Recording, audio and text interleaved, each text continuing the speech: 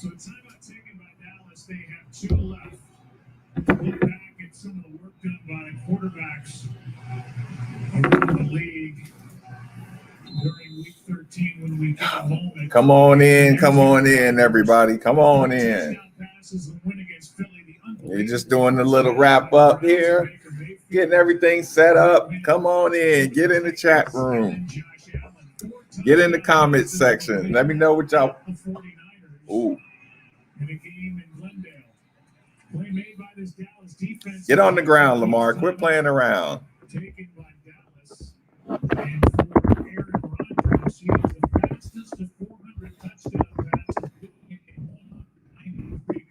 Yeah, but they say he sucks.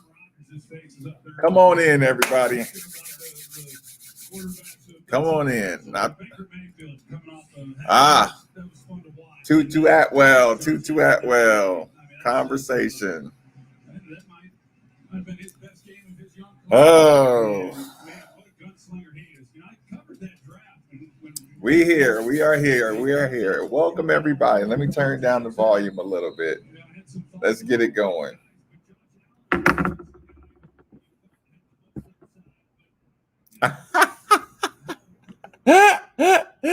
Just me, Kentucky made. You know that title was clickbait. Was that horrible?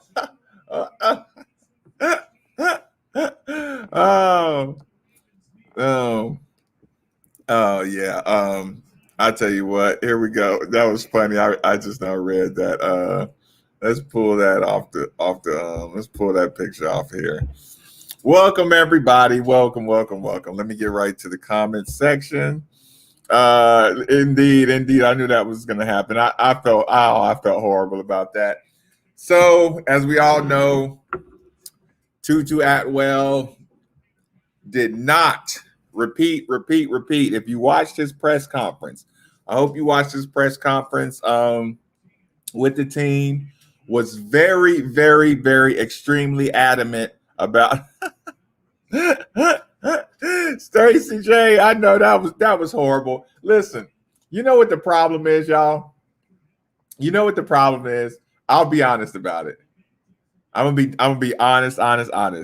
Lately, I have been taking too many online courses about professionalizing your YouTube channel, about growing your YouTube channel, the subscribers, and all the things I need to do. I felt dirty on that one. I ain't gonna lie. I did feel dirty putting that title out there. I shouldn't have done that. But I did want to do a little evening video. Listen, that caught my attention because here's the thing. Oh no, Lamar, get on the ground. Don't take that hit. It did catch my attention. I didn't know. I was glad when I saw the interview that he wanted to make it clear that he wasn't opting out. Because here's the thing: when I first heard the news, I mean, you got to think like there's a little bit of a fracture. Anybody who's not happy, they're talking about anybody, and I don't mean not happy with Satterfield. If they're not happy with their playing time, if they're not happy people, it's like unhappy locker rooms can multiply like a virus just as fast. So Tutu Atwell, that's how you finish it. Tutu Atwell could have easily got sucked into the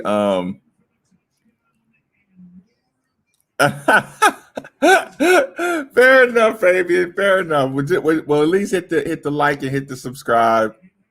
And we'll call it even. But I will say, if you looked at the press conference, not only did he want to make sure people didn't think he was opting out, he was, he said it. Listen, this is conversation. This is a timing thing. I'm talking to my mom, talking to my dad. They're seeing what was going on, and this one didn't feel dirty at all. This one didn't feel. I mean, Tutu is tiny. He is tiny. He cannot go into Tutu Atwell cannot go into any combine with any kind of brittle talk, any kind of injury talk. Like,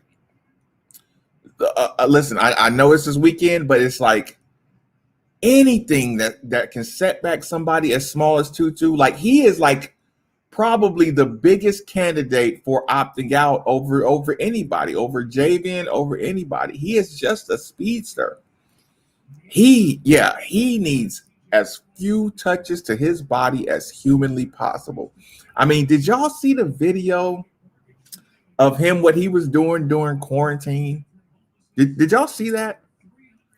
Tutu Atwell, right, Beef. Listen, I was busy writing out. I had to write out 2 proposals, and I got kind of caught watching the game, and I had to clean up and do some laundry. So yeah, I just kind of got caught doing some adult stuff. Gets on my nerves all the time. But yeah, you watch where Tutu Atwell is at, where his house is, what he was doing during the first shutdown, the quarantine. He's just out there racing his brother in the neighborhood, just up the street, just like you. When you look at that scene, you're just like, this dude, this dude is hungry. He got his shot. He's a 3-star. He came up to Louisville. He can't have anything go wrong at this point. So it didn't feel dirty. It didn't feel like Javian's felt a little selfish. It did. But running backs kind of, he gets the small running back, he gets the small running back label too, but it felt like he was just waiting for the first second where somebody was saying, we'll pick you here, and he heard the number. He heard the number he wanted to hear. His felt more like, I mean, he worked this offseason. Javian Hawkins, just from what I saw, probably looked like he worked harder than anybody on the team in the offseason. He came back, he looked different, he ran different, his pull away was different. Adult stuff. I know. I hate adult. Dallas D is the worst. Yeah, and when the attitude kicks in, I mean, they got pieces. They got pieces all over the place. But you know how Dallas is, man. Once Dallas, not that I'm going off on the Dallas tangent, Dallas cannibalizes itself because they're so popular. I'm used to the players opting out of bowl games, but not regular season. I mean, there is no bowl game. So this game was basically your bowl game. You didn't know if you were actually going to play it. They didn't know if it was going to get canceled another week or you was going to have to change and play Duke at the last minute. So they kind of treated it like a bowl game. Where you get a 4th to 7th round pick. Is your internet or more? What you mean? Jay Gary, the season's off balance. Like I said, Tutu Atwell is tiny. He is tiny, and if his back is hurt, like people were saying, if the rumors are true about his injuries, if he has any rumor of injury, 10 days is important for rehab, strength training, and I'm talking about like big time facilities. Like Tutu, he's gonna have to work on his balance. He's gonna have to look a little stronger before he gets, before he starts. Because think about it, Tutu's gonna have to run. He's going to have to run routes. He's going to have to run all routes at the combine that he didn't have to run in the Coach Satterfield offense. Like Tutu Atwell is going to have to run stop comeback routes. He's going to have to run, 5 and 10 yard outs, and not just rolling routes and or wheel routes and all that kind of stuff. He's going to have to show what he can do. Like, this is not just a simple thing. So Tutu Atwell, like I said, if it's a health thing, he needs to get started. He needs to get started. Oh, and I think Tutu Atwell wanted to play, but when you have big time, when you run as fast as Tutu and you have big time agents, trying to sign Tutu, those agents right now are like, get him out of school. And they're talking to the parents. And the agent is saying, Tutu Atwell is this close to skyrocketing up the ladder. He's this close to falling and being considered not NFL not NFL body type stuff. Like he's right on the a bad Wake Forest game, a little bit of a banged up body Wake Forest game puts you 2 weeks behind recovery, puts you 2 weeks behind on other stuff. Just listen, I don't think. Here's the thing, I think so, but they're gonna have him running it. They're gonna see what he can do. Yeah, they're gonna make you listen. They make linemen run 100-yard, 40-yard dashes like Mekhi Beck, this guy. They're gonna see what Tutu Atwell can run, and they're gonna use that against them. If his out routes or his comebacks aren't clean, they're gonna say, well, he's not really a receiver. He's just a speed guy. He's just a defense stretcher. He might fall, but if he gets in with a wide receiver guy with a guru right now and can fake it, if you can look like you can run some out routes, if you can look like you can get some sharpening up on a comeback route, like a lot of people pick up some tools between now and the combine, and I don't know about what the schedule with the combine is, how much time he has to prepare and all that good stuff, but I could see him like you're gonna have to pick up. Ooh, you're gonna have to pick up a couple things, add a couple things to your game. Like I said, just to fake this guy. It looks like me. He looks like he left the facility literally today. Teammates on IG tell him bye today. Yeah, he's 155 pounds. No way another year helps him. Right. He is what he is. It all comes down to his 40 time. Yeah, his 40 time can but like I said, if he can convince them that he might be able to run some real routes. I mean, listen, 4'4" Clay,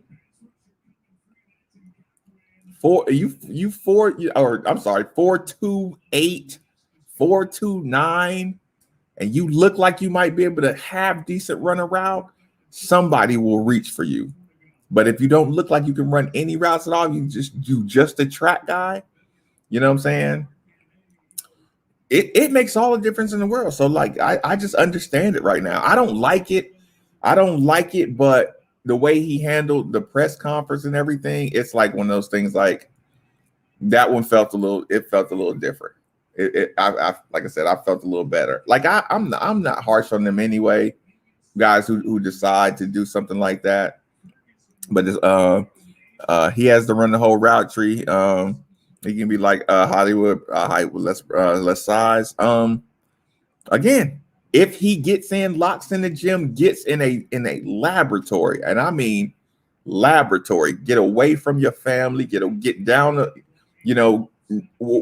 get to the other side of Florida, wherever your family is, get far away from. Actually, go out to Arizona. Don't come back. Get out to Arizona. Don't come back until you hit the combine. Or can you work out in Arizona? I don't know if they try to shut down facilities, but you get what I'm saying. Like, yeah, you get what I'm saying. Like you gotta go lock down.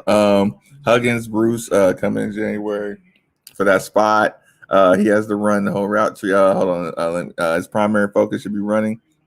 Yeah.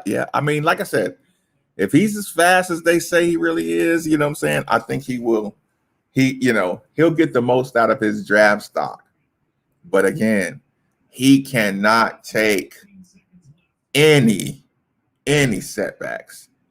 And when you make it this far and you were so like, you're teetering like Dez is 6'5" strong. Dez can do what he do. He is what he is. He's comfortable running any route in front of any scout, and his size and speed and strength is what it is. Like, even if he did get a little banged up, it's like, no, we know what he can do. I see Illinois crushing Duke, but I really liked Illinois last year towards the end of the year. I was thinking one of my nightmares was we were going to get matched up with Illinois. I didn't want to see that at all. in the tournament. So Braden Smith, I do like Braden Smith. I like the receiving core we have. I do like the receiving core. I'm gonna just be going crazy over not being able to get him the ball if that's the case. Going into the offseason, I'm trying to figure out going into the offseason.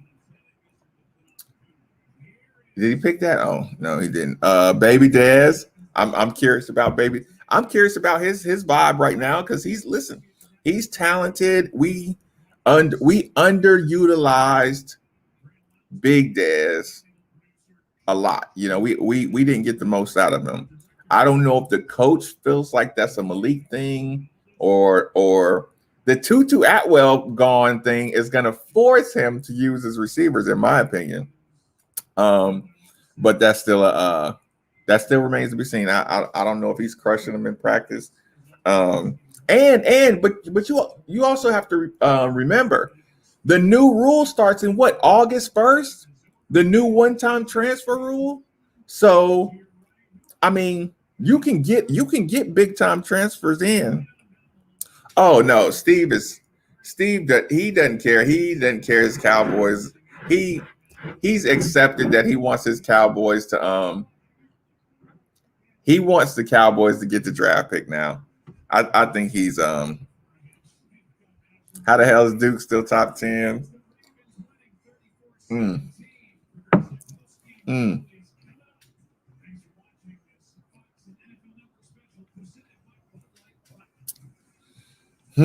Bobby did like explosive plays too, man. And Jalen Smith could really, really run. Jalen Smith could really, really run. He had the dropsies, man, a lot, but like I do give some wide receivers passes. Like if Lamar's not consistently on the mark, I can see how you could kind of wait, you know, or control your run. You just don't run all out because you don't know how much adjustment you have to make to Lamar's passes. So when a guy's just like running full speed and just can know the ball's going to be there, look over either side, you know, they can run all out. But if you don't know like how accurate the ball is, you kind of come out your breaks kind of like maybe a little slower. So maybe you don't get enough separation. So, you know, it's a really fine line. Insert T Webb. Y'all gonna have to get T Webb on the videos or something, man. Like I don't know enough about T Webb. I don't know what his anticipation is like. I'm really curious. Like I'm curious to know how he did not get a snap in a throwaway year where nobody loses eligibility. There's no way I've just won 3 games and I haven't saw T Webb take a snap. I don't like that one bit. But like I said, I know the coach is saying if you're not ready, you're not ready. But where he's from and where he played with all the rookies that we saw playing on other teams where he's from.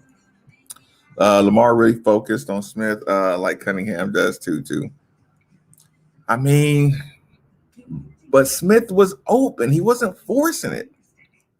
Smith was open a lot. His numbers in 2 years in high school were better. He is thin. Real, no off-season training, no O-line. Yeah, I know. The off-season.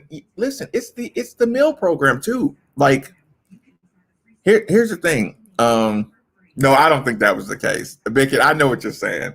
I wouldn't do that. I wouldn't say that about him. I wouldn't say I didn't say he coached like he had one foot out the door whatsoever. Because 3 wins will ruin your skyrocket. Like I said, I do think South Carolina was already going to Beamer. I think his agent just snuck that one in, and he didn't realize that. I think the agent misplayed it. I just think the agent misplayed it. Yeah, Fabian, there's no way. There is no way T Webb, we shouldn't saw him taking a snap or something, unless he just can't catch up. And it's not like Coach Satterfield's offense is extra complicated. So I'm like, I mean, Malik wasn't reading a bunch of defense, was he? Like I said, I'm not, and that's not even me being harsh. Like, he wasn't reading a whole bunch of defenses. You know, I mean, were you worried that T Webb couldn't get himself out of trouble? Not that he was out the door, but he wasn't going to be here long enough to see them progress. Oh, I don't want to participate in that theory, but I am one for a good theory. So, while my opinion disagrees with you, my respect for a good theory, I'll let that one run. You almost were just trying to get enough wins to get out of here. Man. Oh no, don't do the keep Webb secret, because that would just piss him off, in my opinion. Unless he like knows this guy's not going anywhere, or he's coming with me when I take the South Carolina job. What's going on, William? What'd you miss? You missed everybody is really mad at me. Well, they were mad at me. I don't think everybody's mad at me now, but William, everybody was really mad at me because of this one right here. I've been reading way too many, either reading, taking online courses about how to grow your YouTube channel and how to make it a better channel for everybody else. And I failed the first exercise of clickbait. I made clickbait imagery. Everybody got here and they were pissed off. Oh, yeah. So I got in trouble on that one. So everybody, I think we're all cool now. T Webb is secret. Yeah, he would be going to South Carolina. I believe Sat was more interested in South Carolina. Either that or it was the golly, he had to know. Everybody was reacting harshly when it was just a rumor. So when the Bleacher Report came out, like, okay, coach, you had to address the Bleacher Report. You kind of had to tap dance around it. It wasn't great. And then you still went down to Bowling Green to talk to him. If the job is on the table, you know you want it. What's the like after the Bleacher Report and the denial and the half denial and the heat you took, you must have really wanted to talk to South Carolina to risk that. Just to risk that. Man, I am so happy every time I see Lamar Jackson out there. My God, I'm so happy. Dude has lost a lot of cool points. Man. And I do not want that whatsoever. I don't want that for people, much less my football coach, much less my football program. I don't want to call people dishonest. I don't want to call people disingenuous. I don't want to do that. But we knew he was a candidate from the start of season. Listen, when you take a team from 2-10 to 8-3, if you listen, you're gonna have to speak your mind right at that time. Let them know what's going on. But man, you are hot at 2. You go 2-10 to 8-3. You're hot. You won't get any hotter. But if you go hit another 8, we knew South Carolina was coming. We knew that coach was hanging on by a thread. His name is going to get brought up on the Tennessee, unless Tennessee and Muschamp just make a handshake deal. Unless they get him. You've been Zoom calling all year. You couldn't Zoom with South Carolina. You could not just pull just it sitting at the hotel room. You couldn't just pull out your laptop, turn on your FaceTime and Zoom meeting. You can have multiple people in a Zoom call where whoever's talking, the Zoom function automatically switches on the person talking.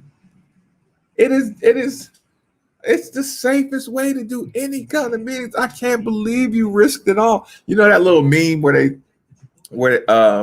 it's a joke where a guy's like looking at a woman or something and just says he's ready to risk it all. It's just like, dude, you risked it all to meet with the South Carolina representative in Bowling Green. Man, would I ask the hard question? What is the hard question? I'm curious. What would have been the toughest question? We knew I mean, listen. All day we sat around ESPN Louisville studios trying to come up with the best questions to ask him during that press conference. When did you know you were a candidate? Did he ever know he was a candidate? Did he ever know he was a candidate? Again, Mark Ennis said during our production meeting, we had a production meeting today at 6:00, right? Mark Ennis said Scott Satterfield's agent represented all of the candidates. So that has his agent's fingerprints written all over it. But one of the first pieces of advice you learn when you get into professional sport or any kind of profession dealing with sports, your agent works for you. Your agent's job is to get you more money so it can get him more money. It's not to it's not to coddle you, but that, like, the agent presented you with that option. You felt the heat of the fan base. Your agent said, "Okay, I'm gonna set you up a meeting with him. I'm gonna try to get you some more money." Taking meetings for more money, you're gonna have to wear the selfish thing. You're gonna have to wear the, "Are you asking for money in the COVID thing? Can you handle that?" Because the agent don't care. They'll spin it. Yeah, it wasn't about money, blah, blah, blah. Yeah, like that's the agent. Oh my goodness. PR team, agent.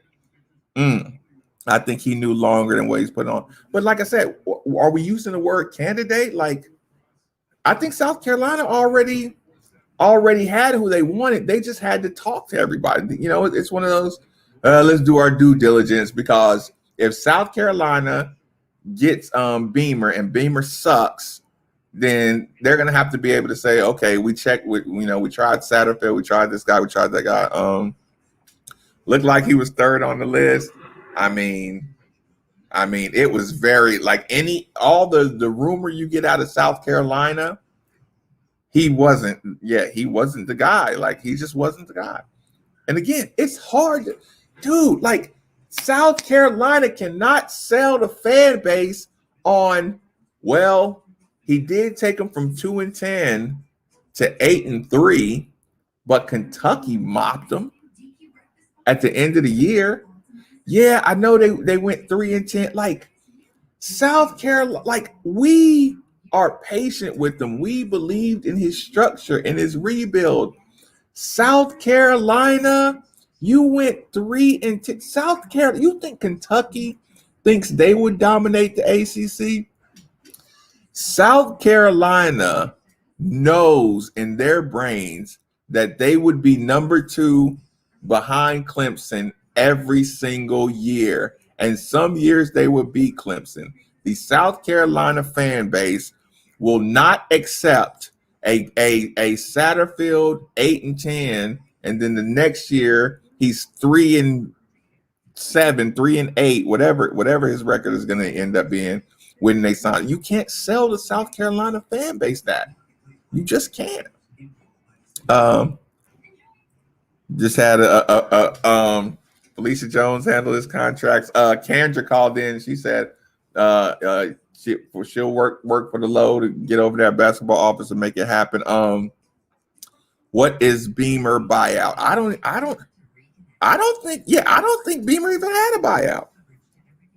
I think he was just like, or like not a buyout, just like he just had a regular contract. No, yeah, I don't think he had like a big time buyout. Mm. Mm. William. Yeah, he's a position coach. Lucky. William. Hot seat winning, hot seat losing. His time is gonna be hot. Like, I was gonna ask the question on the show today, but the callers were just on fire. I was literally gonna start trying to talk about the healing process. What would it take? And if you be honest with the question, like, don't just nothing can ever help me. Like, what would get you hype about Satterfield and the team? Because there are some things. If Satterfield went and got the number 3 running back out of Georgia, let's just say in a week, he got the number 3 running back out of Georgia to come to the University of Louisville, you would be pumped. You would be pumped. You would lighten up a little bit on him. If Satterfield showed up next year, I'm sorry, I had this TV on in the background the whole time. Sorry if y'all can hear that. If Satterfield showed up and all our linemen were like 60 pounds heavier and they started looking like thick, big butt linemen, if you just saw like one offseason transformation of your offensive line, you would be hyped. You would be hyped. You would say bygones. I like this offseason. Let's look. We're together. Look, you said some things you shouldn't have said. I said some things I shouldn't have said. Game on. Think about that. You get an off season. All your linemen put on 60 pounds in the off season where he's just feeding them. You get a big old stout offensive and defensive line that look like they can push some people around, and you mess around and get T Webb back there slinging it to this receiver core, and, or you get Mitchell, running downhill first game of the season with some big old improved linemen. Boy, y'all are going to be pumped. You are going to be pumped. All I need is a grad transfer QB that, listen, get a nice 6'5" grad transfer.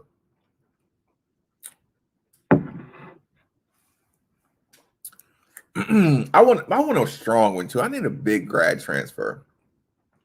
Like the Madden player builder in me, I loved Puma Pass's size. I can't believe a toe took him out a whole year. God, he's just horrible.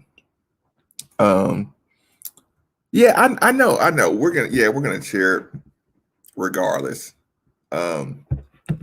But sorry, big old sneeze. Hold on. Hold on. Wait a minute. I didn't have that up on the screen the whole time, did I? Okay. Hold on. Let me get back to the text room. Well, he better be open. Yeah, he better open the playbook then. Travion Cooley will be here next year. Yes. I think the offseason will really show his hand. If the class is lame, I mean, William, you still got to admit, right at the time, Scott Satterfield had one of the highest recruiting classes in Louisville history. Let's not forget that. Highest recruiting classes in Louisville history. So we can't just act like there's nothing. Plus, Clark is back. Clark's a problem. But I do agree. You got to open the playbook. That's very, very, very, very, very important. Playbook. But that'll change. Again, I think today's show, last probably 35, 38 hours, just venting. But here's the problem. Okay. The reason you can't start the healing process just yet is because you still got to play Wake Forest. Now, if you started basically, if you started trying to heal your agitation with Coach Satterfield, if you tried to start healing it on Wednesday, Thursday, Friday, and then you're feeling kind of decent about Scott Satterfield, Friday, you're like, maybe we were a little hard on him. Maybe, maybe he was just trying to keep his name out there. He wants to keep his name in SEC job circles. Maybe, by Friday, you might start thinking like that. So now you're feeling better. Then if you go out and put a bad performance out of Wake Forest, you start turning over the ball, then you start like all of your emotions and your anger is just going to come right back. So that's why I say don't rush to start healing on your anger with Coach Satterfield. Give it till after Saturday before you start. Because, okay, Saturday, maybe you get a great performance. Now it makes your healing process a lot, your healing foundation a lot stronger. But you leave room for a bad performance Saturday. And I say that because you still lead the country in turnover margin. Like the negative turnover margin. You lead the country in negative turnover margin. Ooh. That's where the offended comes from so much too. Like that's the last step you think about when you're mad at him. I almost totally I don't know, Marcus. The seed has been planted with him not wanting to be here. Listen, I do understand that part, but you got to think he's going to play this game and he's going to be saying, I want to be here. The guys trust me. You're going to hear that nonstop for 6 months.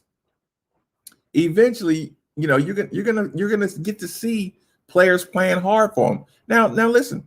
If you see players slick tweeting and players looking all disappointed and stuff, like it'll show. But if it doesn't show, if the guys look bought in and you're, like I said, you're gonna get your hype videos and things that make you feel better. But you're gonna have to see a ton of improvement. And wait, Western Carolina comes open. What does he do? He does not leave Louisville for Western Carolina. He does not leave Louisville for Eastern Carolina. You don't think it's all resume building from this point forward? No, I don't. I think he has to prove he can coach at Power 5 now. I think he lost his window. He missed his window of it's like the Tutu Atwell thing.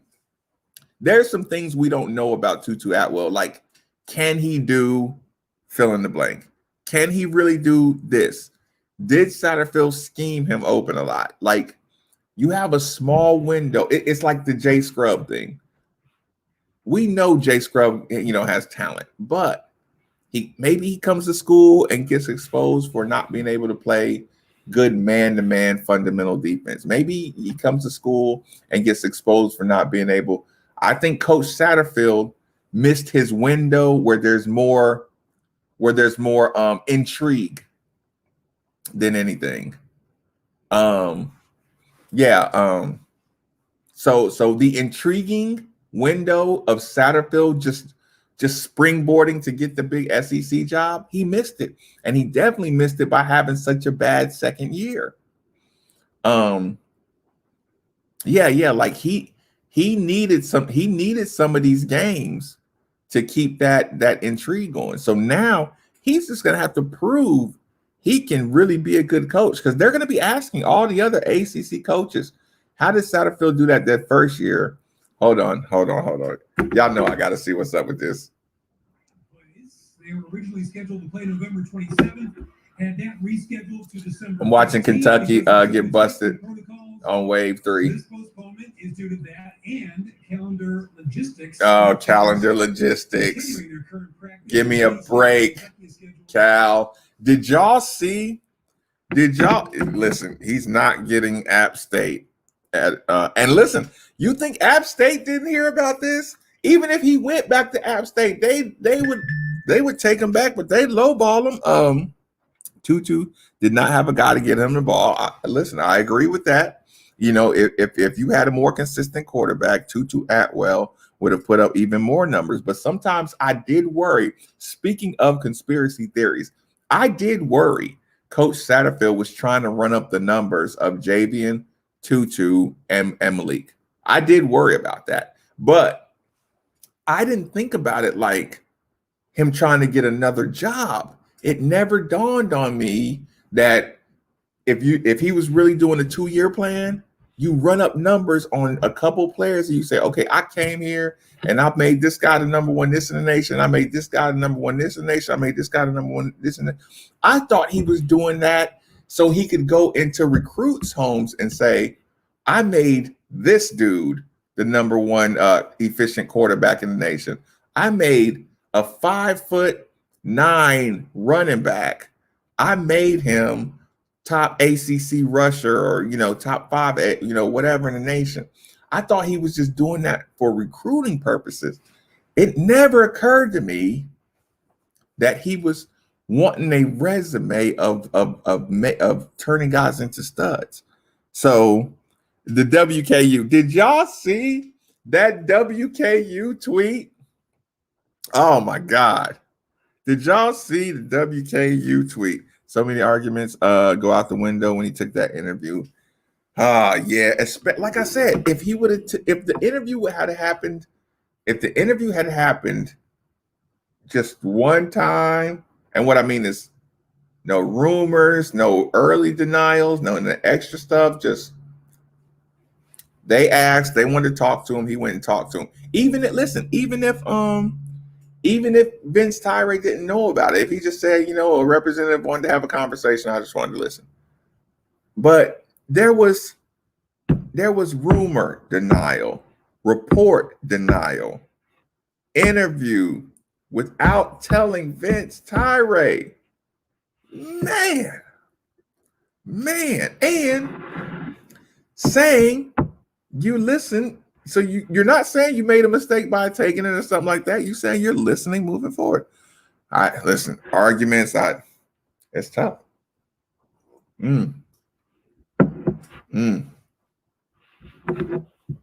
I do agree. It's right now, especially right now, you're in the window of you don't even want to hear what happened with WKU. Does somebody else want to tell them what's up? What's up? Satterfield really pissed. Yes. Seminole TV. Listen, everybody. Look at the chat. 863 Seminole TV.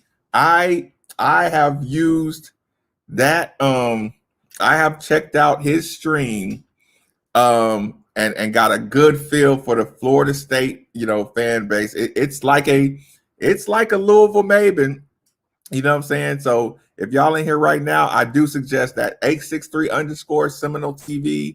Yeah, just like I say, if you do the YouTubes, if you like getting the vibe of other fan bases, that's definitely one you should check out. Yeah, man. Yeah, he pissed off everybody. And look, I'm curious to know what did you hear down in Florida State?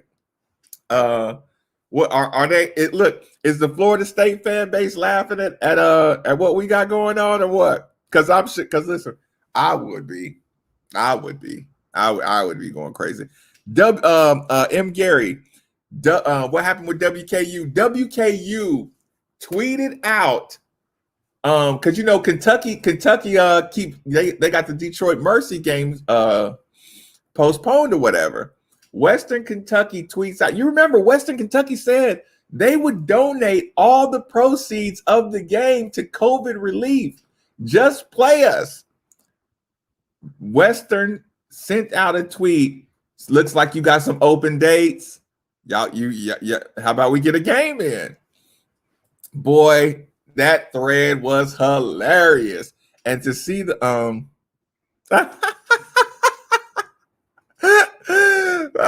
Seminole. I saw you were doing a video with who was it, Patrick? You sound like you seem like you were picking up some commitments. Yeah, I know, but every Big Ten kick. Oh, in all the games. Listen, Illinois Duke, I did see that score. Who was Penn State playing somebody? But I did see the interview. Oh yeah, man. Listen. 863. Listen, we were sitting in there, man. The radio show ends at 12. Satterfield started his press conference at like 12:15. So we're supposed to go national on the radio station. They just let me have the next hour. Man, we listened to that press conference. Oh my God. He said everything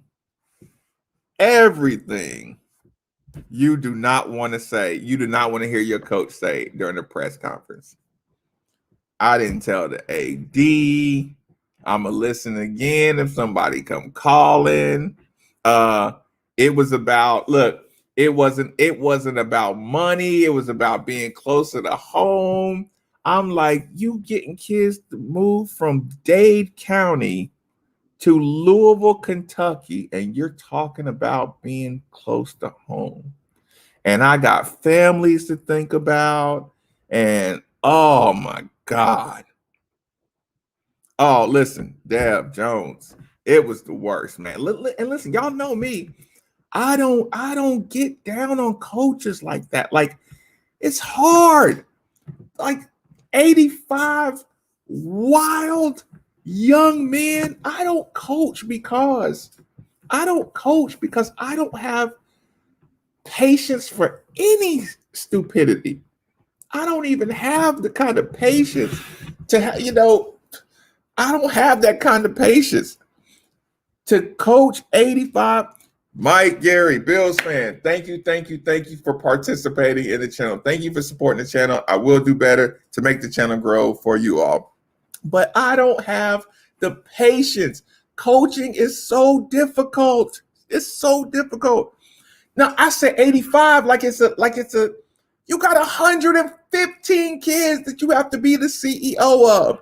And you got to deal with this media. I got to keep my family happy. I got to do all these things. I got to be out on the road when all the other time trying to gas up some kids to move to Louisville, Kentucky to play football. I got to get them to leave palm trees to come to Louisville. It's a hard job. I don't take the job for granted at all, I promise you. But if you have to be aware enough to know what you're asking kids to do. That's why the Tutu Atwell thing is what it is.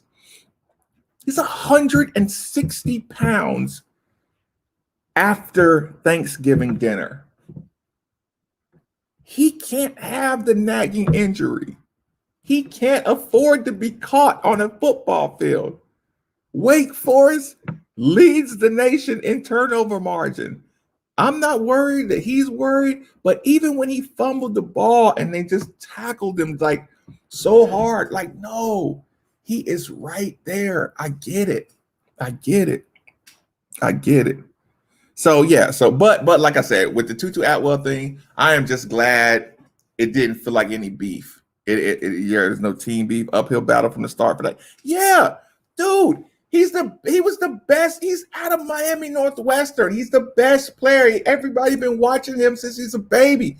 They listed him as a 3-star. Dude, it's like the Jay Scrub thing. Like, here's the thing. For me to almost end up in junior college and then, find a way to get around that, retake the test, end up at Louisville, you see your whole career flash before your eyes. Tutu Atwell came here under Bobby Petrino. Your whole career. What if this new coach don't like little dudes?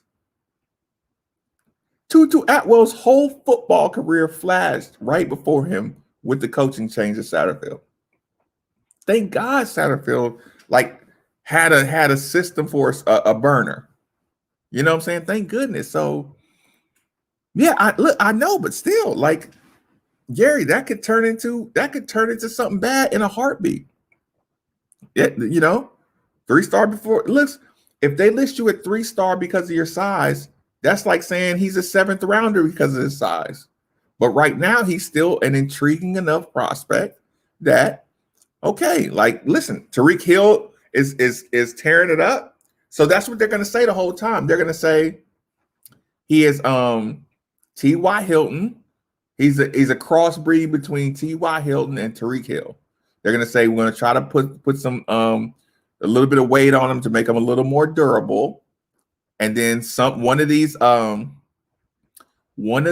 scouts or one of these teams that are trying to outthink the rule or got wasted. Listen, Tutu Atwell is going to get drafted by a team that got wasted by Tyreek Hill or T.Y. Hilton. Mark my words.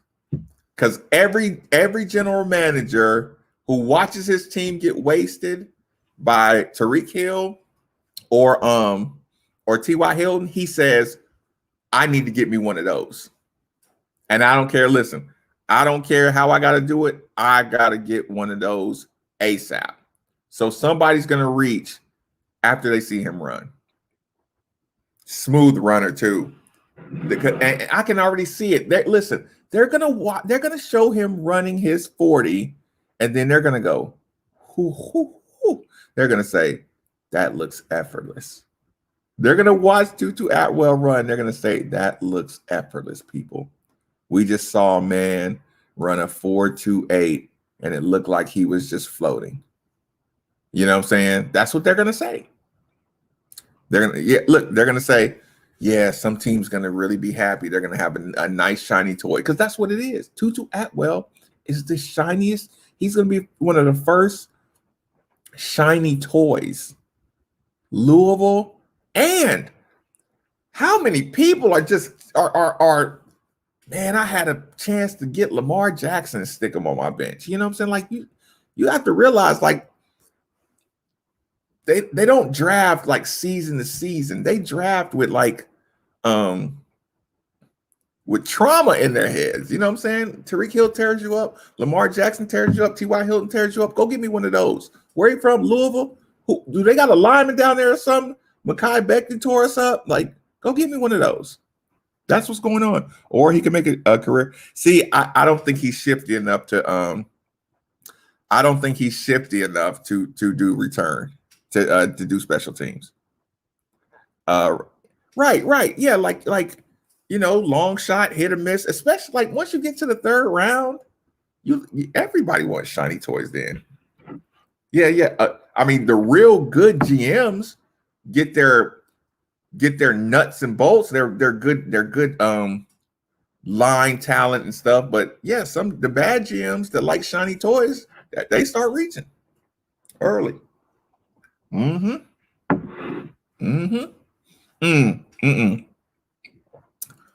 Tutu can't go to Baltimore. Hollywood Brown is a lot more. I think he's a lot more physical than Tutu, but he has the drops. Tutu, yeah. You got to think too, y'all. This is his third year at This is 3rd year at wide receiver. He was a quarterback. He's just now learning to play wide receiver. That's why I said if Tutu Atwell goes and gets with a wide receiver guru right now, you got no time to waste. Track coach, track stuff for the first half of the day. He's gonna put his workout days into 3 parts. It's gonna be balance in the middle of the day, probably track stuff at the beginning of the day, and route running at the 3rd part. He's going to have a big money agent, get big money training, in a big money facility, big money massages, big money nutrition. Listen, do y'all remember that video of Tutu Atwell and Dez Fitzpatrick when Dez was like, "What you like, dude? What are you drinking?" And he had some what was that? What was that? He was drinking like some fruit punch, like some Welch's fruit punch or something. He was like, "What is that?" You know what I'm saying? He was like, "This is what make me fast." You know what I'm saying? That wasn't nothing but sugar water he was drinking, right? They're gonna cut that out. They're gonna say, "Tutu, as fast as you are, your diet is costing you 0.6 of a second in your 40. If you really take it serious, we can shave, we can get your, we can get your 4.9 down to a 4, I say 4.9, 4.29 down to something stupid. He's gonna, Devontae Parker, Tutu Atwell. I would love him in Miami. Get some bourbon glasses and quit playing. Listen, no, I don't do bourbon, man. Listen, I will say I enjoy the drinking of the bourbon, but it can get me the next day. The vodka does not get me the next day. I know what you're saying, though. I'm Kentucky. I feel like at some point I gotta, change the bourbon. Gabe, I agree with you 100%. There's got to be a good place for Dez in the league. Yeah, he just has to. He has to get his route. He just has to get in that right spot where he can compete and really just show his stuff. And again, it sucks because you don't realize he can really run. Like he can really, really run. Like he got screwed out of being able to show how fast he is at that size. But again, same point. A Devontae Parker, you sit around and say, no, people, we got a stud, that's comparable to Devontae Parker. You go find the teams that Devontae Parker killed, and one of them is going to fool with Dez. I can see it. Dez could go to the Chargers. Yeah, but just look at that list. I would not be shocked if Dez had 13 years. Yeah, that's a great point. Yeah, not at all. You wouldn't be shocked at all. Yeah, and Dez has a body like he can. If you want him to turn into a power receiver, he can do it. Yeah, and Dez is gonna get in the camp too. Yeah, Dez is gonna get into a, and I don't mean camp like NFL camp. I mean, getting ready for the combine stuff. And once he locks in, and he got a work ethic, so that's stuff for sure.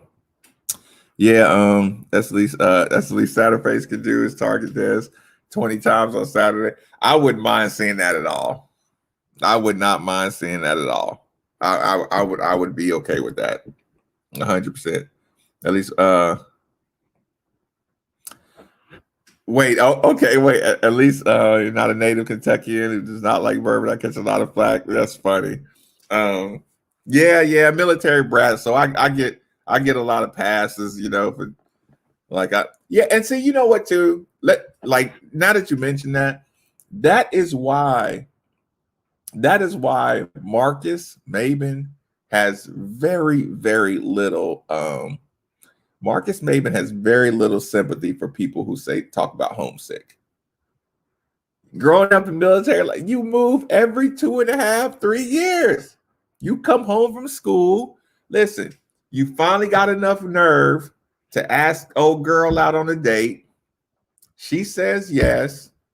You know what I'm saying? Y'all talked on the phone a couple times. You done kissed her by the locker room a couple times.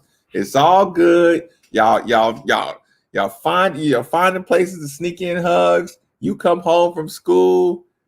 Dad is like, hey, wrap things up, man. We leaving in 2 weeks. You're like, what? He's like, yeah, we're moving to Fort Ord, California. We're moving to Alabama. We're moving to Germany. What? But I just got this girl. Like, I just got it cracking. Yeah, wrap it up. We'll move. You got it. You got 10 more days of school. We're pulling you out of. Actually, when you have 2 weeks to go, they pull you out of school in 1 week or 1 week and a half. So you got to move. Like, so I got no sympathy for it. I go places. Everybody got cousins all around. They got family members all around. You show up in the town and you just got to fend for yourself. So yeah, that does make me surprised you're not saying one will be in Detroit. I don't even talk. I don't discuss Detroit. You know that. Surprised I said, well, maybe if Satterfield pulled this stunt, his son was a freshman at Tennessee, what would your response have been? Listen, you gotta remember this. Derek Dooley got fired as he was going to Tennessee. Derek Dooley got fired. So Derek Dooley got fired. I didn't even know if Butch Jones was gonna want him. He gets in there and says he thinks the coach like him. Got on special teams, got some clock, so Rick, and I appreciate that. I had a bud who was military brat. He left in the 6th grade. Yeah, it's brutal. The military life, the military rat life is it's brutal. I mean, it's not as bad when you don't know any better, though. I will say that. Like it hurts, but you don't know any better. But then when you get a little older and then people start saying, I've been here my whole life, you be like, what? You know what I'm saying? Like, you never lived nowhere else? It's like, damn. But then they know everybody. Like I said, you got your family around. Like, it's just different. Illinois just killed Duke. I like Illinois, man. Illinois is a beast. Yeah, like the coaching thing, I know that happens. You got to think, Gabe, when I was here, I got kind of mad at Coach Eves because Coach Eves was kind of like working out with me. We were staying after practice to, Coach Eves was trying to get me right a little bit. As soon as he started kind of getting me right, I had a couple good games. Coach Eves ended up taking the job and leaving to go to the Charlotte Hornets. So I saw it come on Sports Center, right? Or some kind of news, breaking news. Coach Jerry Eves leaving to be assistant coach at the Charlotte. I don't know if it was the Hornets at the time or what Charlotte was, but because it was under Silas. So when I heard it, I was like in the dorms or something. Man, I left the dorms. I went over to the basketball office.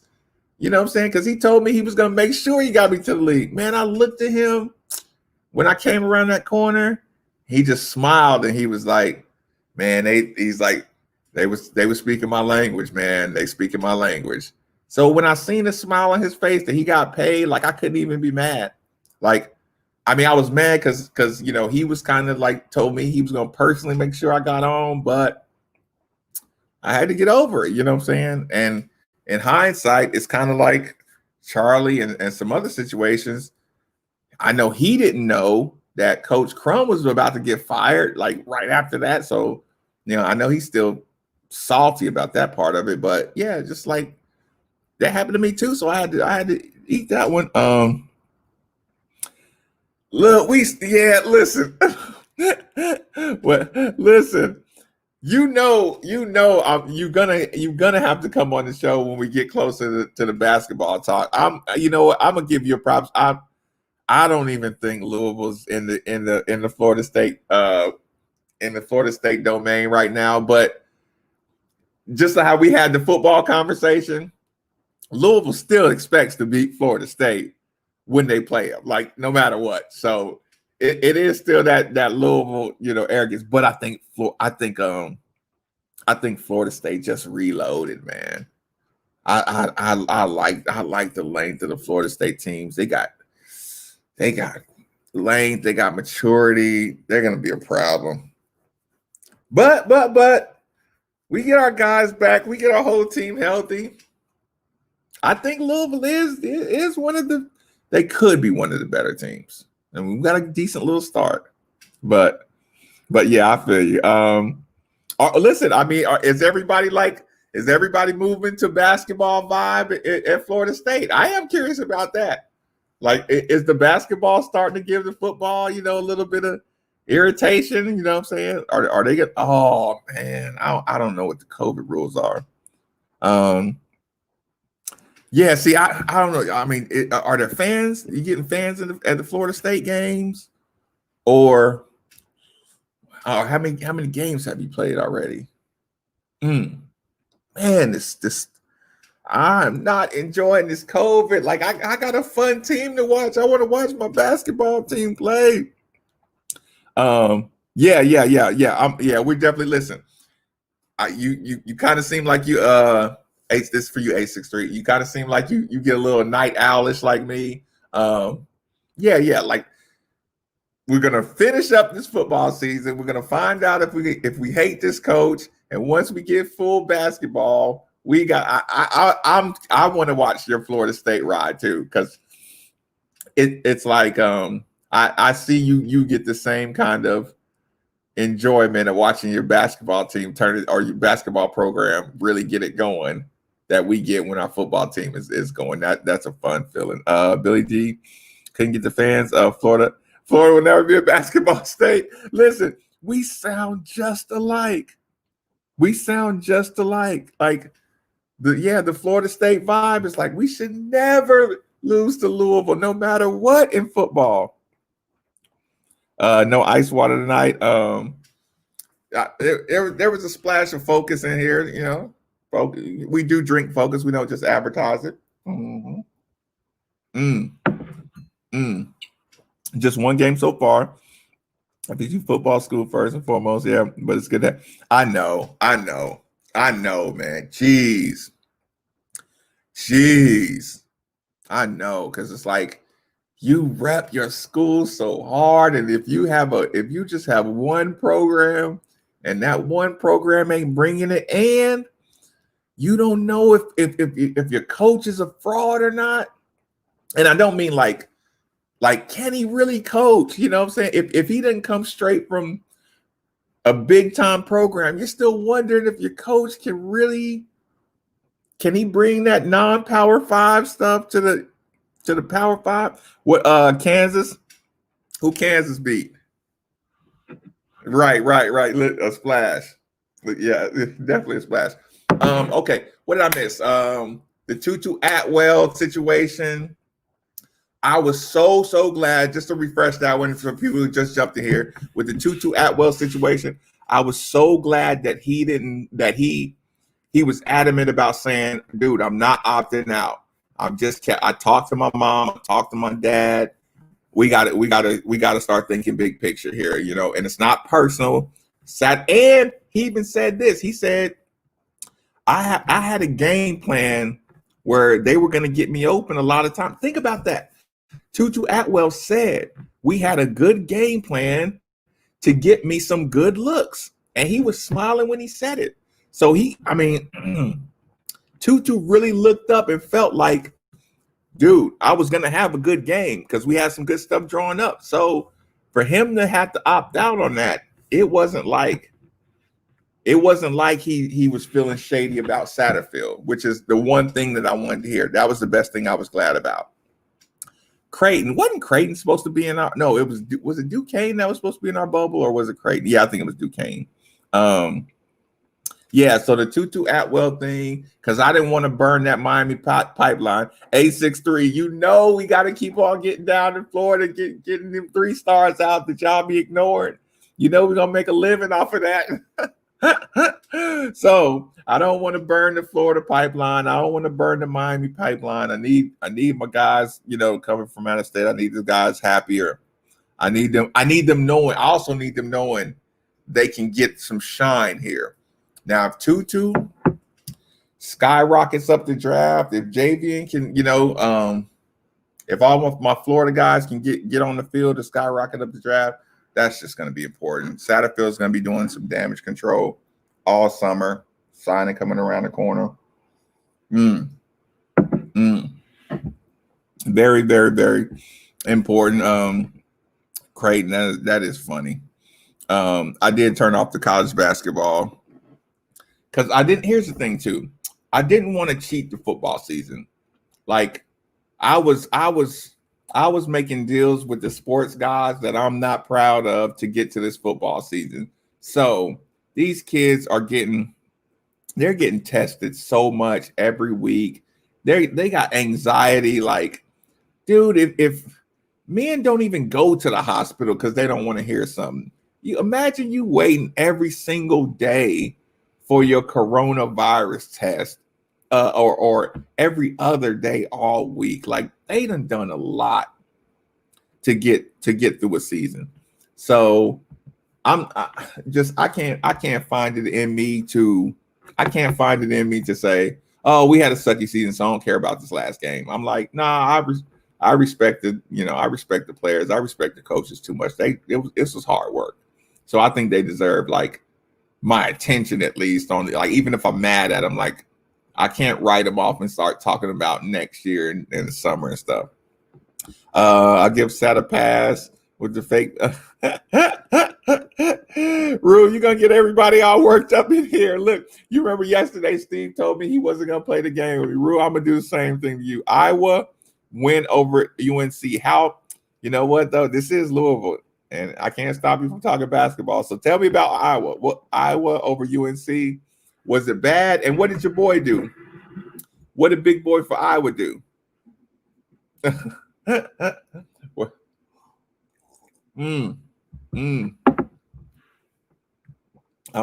Luca Garza. Was he killing it? Let me run down to the bottom. Through tractors around. No, tell me what's going on. Yeah, y'all got to tell me about the Iowa game. Listen, again, I was in here writing proposals and cleaning, and I had to be an adult.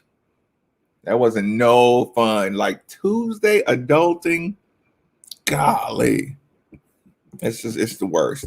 Let me make sure. Yeah, I'm gonna enjoy Des Fitzpatrick. Brandon Chase. He's gonna probe it, just letting everybody know he's not a quitter. Wanting to worsen his injury. Brandon Chase not opting out. I love the young man. Hell, okay. I'm just getting back to all the YouTube. It's trying to stop as Aaron. Thanks. YouTube has got you all twisted. Like the big trying to stop. Oh, okay. Just making sure I checked everything out.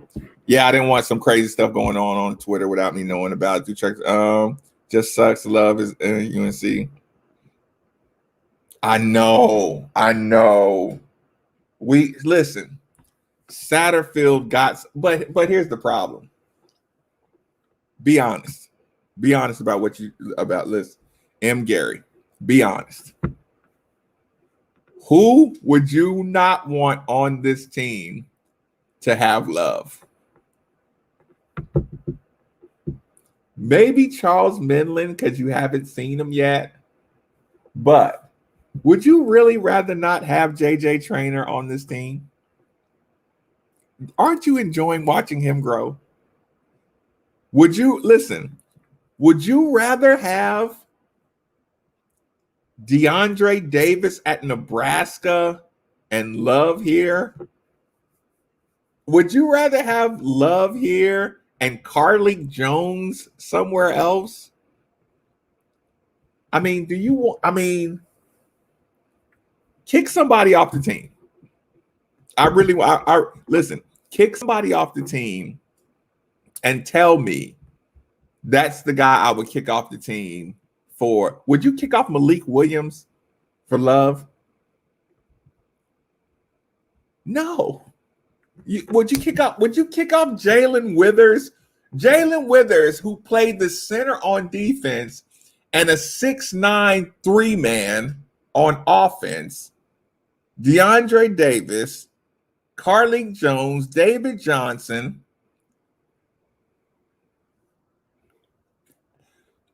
JJ Traynor won us the game against Seton Hall as a freshman and hit 2 clutch free throws. There's nothing in the world that you would do to have had your first 4 games happen any other way. Nobody. You would have traded of course, there's a couple people you would have traded, but you get my point.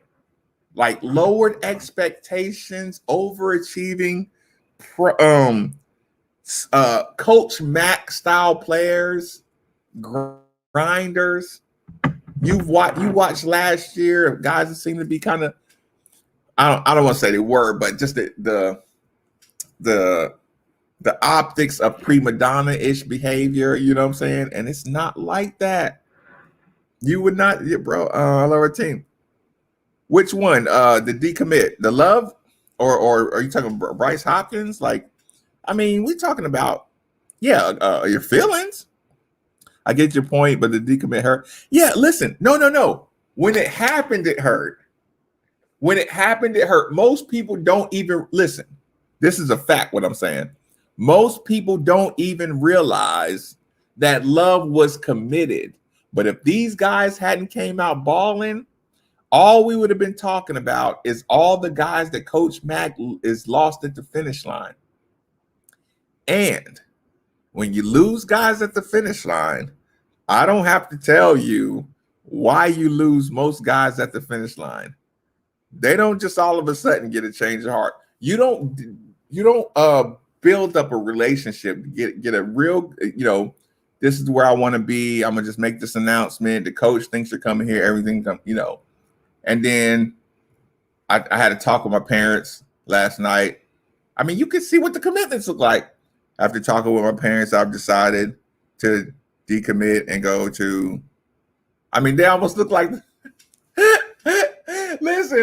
when basketball kids end up having to change schools because of the money, look at the videos, y'all. They look like the I don't want to say it on the YouTube channel, but you know what I'm saying. They look like organizations that unwillingly take people and make them shoot videos. And right off the camera to the side is, let's just say, a threatening posture being done. Like they're reading a note. I am okay. They are treating me very good. I am decommitting from the University of Louisville. I am very happy for the opportunity and the coaches that recruited. And I will now be changing my commitment to the University of Michigan State. I'm so excited to be a Spartan. Go Sparty. Cut. Yeah, that's what it looks like. Go look at the video. Listen, I've been following it since I've been paying attention since y'all can remember. Go look at commitment videos when guys flip on the final day. Go look at all your favorite players that you wanted, all the big time recruits.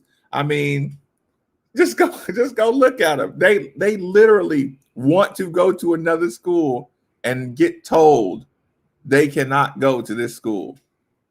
That whole Bruce Bowen thing, like I'm telling you, look, you can watch it. Those parents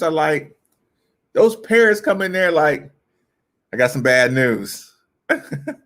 Yeah, that Louisville thing, that's not gonna happen. Oh, what do you mean? Just are they not recruiting me? Yeah, they're recruiting you. I just talked to them and I let them know that you won't be going to Louisville. Well, don't you think I should have been the one to kind of tell? No, I took care of that. Don't worry about that. You're going to North Carolina. Well, I guess that's not bad, but I really didn't like those guys when I went over there. It just kind of seemed like, yeah, but this is a good coach and you're gonna get through it. Hey, so here's the thing: you're gonna get a phone call, and it's a reporter. His name is this and this and that. You got to talk to him. You've been setting up interviews already? Yeah. Just don't even worry about that stuff. Some other people set that stuff up.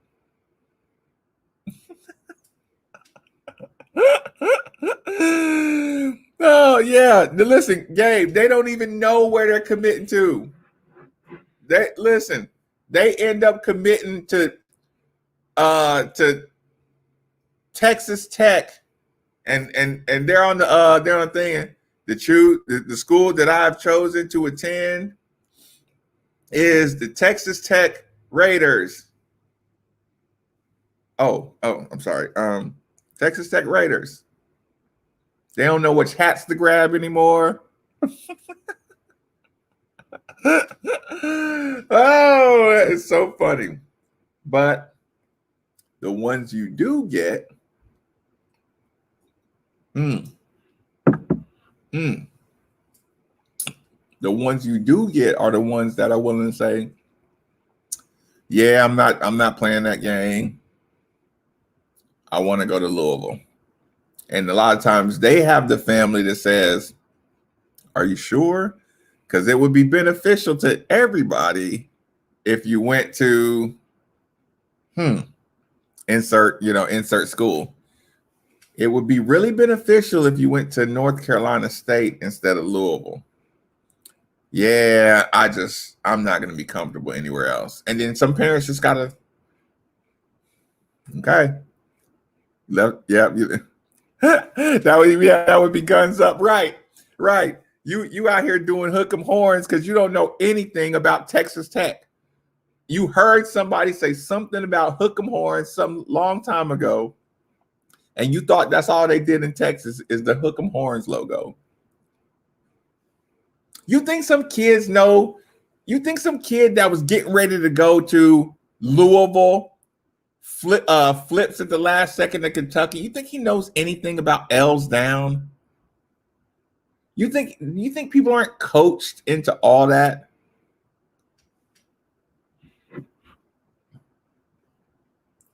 Maybe listen, they're gonna come after me like Patino. I might be giving away way too much game on the YouTube channel. I might be giving away way too much behind the scenes. They're gonna Christian Dawkins me. Kick in the door, put the cell phone down, and answer that. Set up the coach, or we're putting you in the jail next to El Chapo.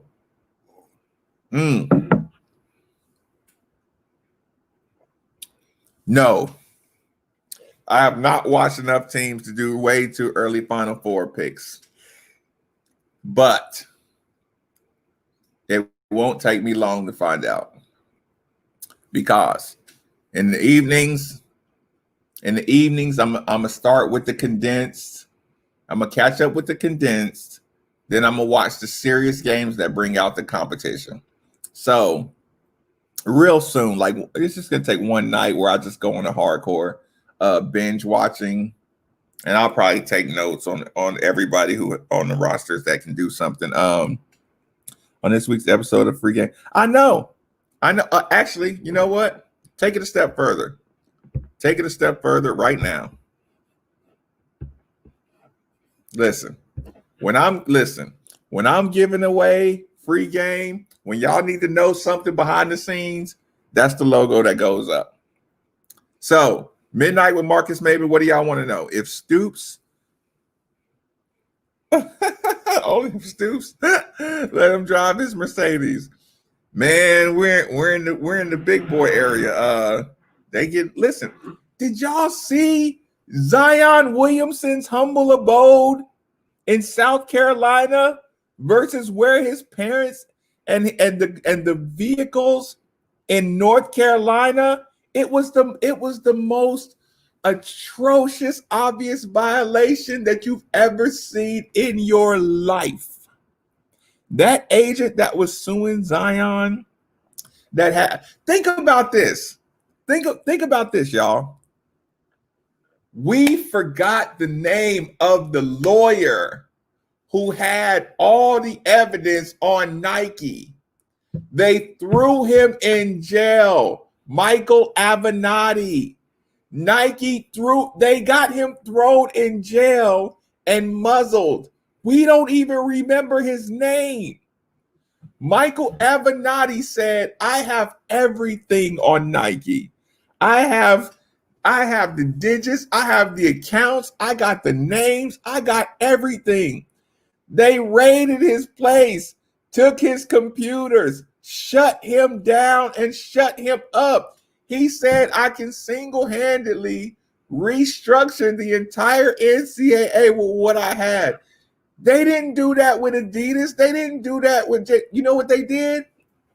They put them on trial. They put them on trial right in front of our very eyes. The Michael Avenatti might not even be alive right now. We wouldn't know because they shut him up.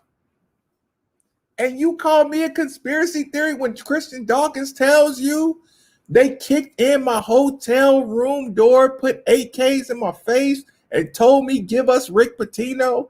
He did an HBO documentary and told you exactly what happened. We don't even remember the name Michael Avenatti, who said he has everything. What up, Brent Quinn? We're sitting here. Listen, during the midnights with Marcus Maven, I give away all the game you need. Any of the questions you need answered, you hit me up. You ask me. Listen, in the evening, I'm a night out anyway. I'm up. So these are always enjoyable for me. Yeah, listen, M. Gary, what happened to Michael Avenatti and all the information he had on Nike?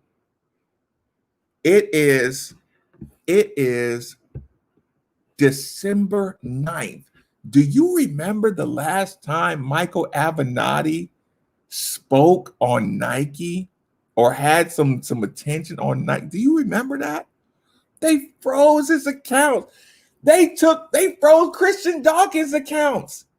Thank God he had the shoebox money.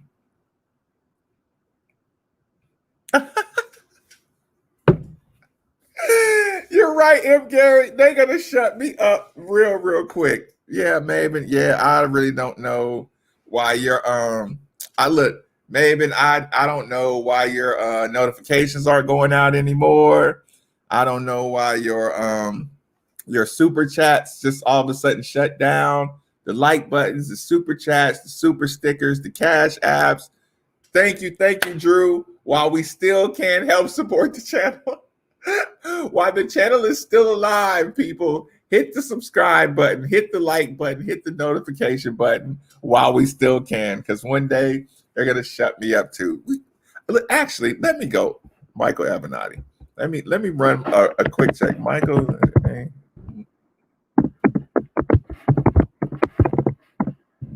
Put Michael Avenatti Nike and see what comes up. Listen, look, Michael Avenatti is the first thing that comes up, people. I typed it in. Michael Avenatti is convicted of Nike extortion. Michael Avenatti couldn't get convicted of extorting the president of the United States of America. And Michael Avenatti in 48 hours got convicted of extorting Nike. That doesn't tell you anything. Not sure. Wonder if I could turn it into bourbon. Nike, NBA, China. Wait, you just got here. What do you want to know? No. Listen, that was a horrible thing. People, y'all have to help. Was it Jensen? Y'all have to help Jensen out. Like Jensen, I don't want to admit what I did. I did a horrible thing. When I did this, listen. I've been looking at way too many YouTube videos on how to grow your channel. I've been taking online courses on growing your channel.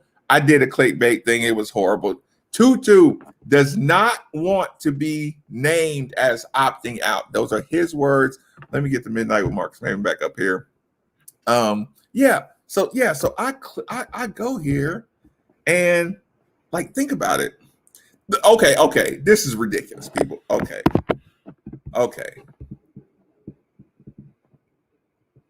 Look, I'm going to show y'all something. Okay, we've been talking about the Adidas. They called Adidas a representative of the University of Louisville and all that stuff, right?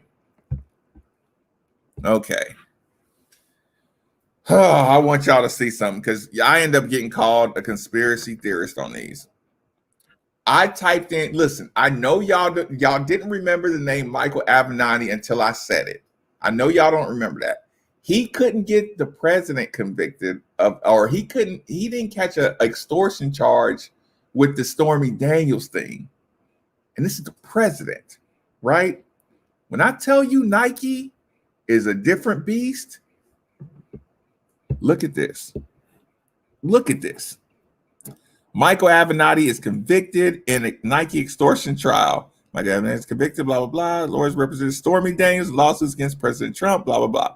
Michael Avenatti, guilty on all counts in Nike extortion case, people. Disgraced lawyer. This is the reports, NBC News, mainstream, who rose to fame representing porn stars Stormy Daniels and lawsuits against President Donald Trump. Lawyer Michael Avenatti found guilty of trying to extort Nike. Like, they called Adidas a representative of the university and they charged him with extortion. Prosecutor, Michael Avenatti saw dollar signs in Nike fraud. Avenatti tried to extort 15 million ain't nothing to Nike. Oregon-based Nike. Y'all remember Brian Bowen Sr.'s dad forgot everything about Oregon. He forgot his son even took an official visit to Oregon. I mean, is that not incredible? More like Quentin. Listen, can you use clickbait on fishing hooks? Listen, people, I'm not a conspiracy theorist. Yeah, Jansen. Listen, I felt terrible about it. I did. I felt terrible. When people came into the room waiting to see if Tutu was back in there, I felt, listen, maybe I'm not tough enough for growing the YouTube channel. If you got to clickbait people, like, maybe I just shouldn't do that. It's a terrible thing.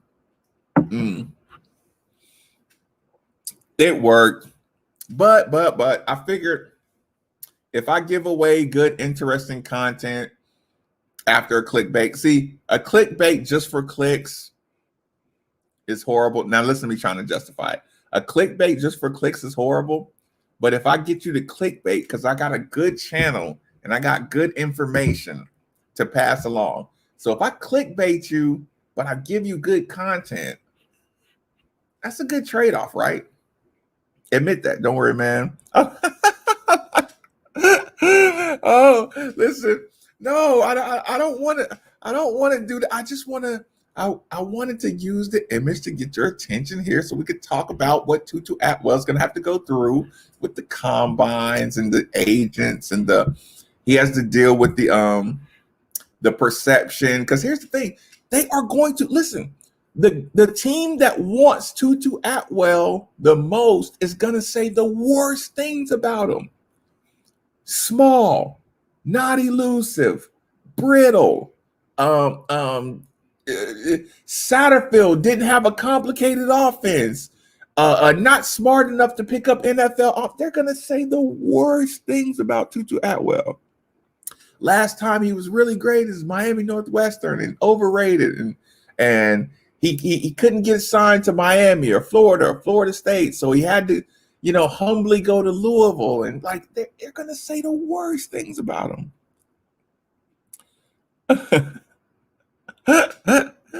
Listen, I know I don't even like doing the Nike talk because I really don't want to get the fans involved. Last year, had ESPN with Phil Knight, Classic Terror. I know.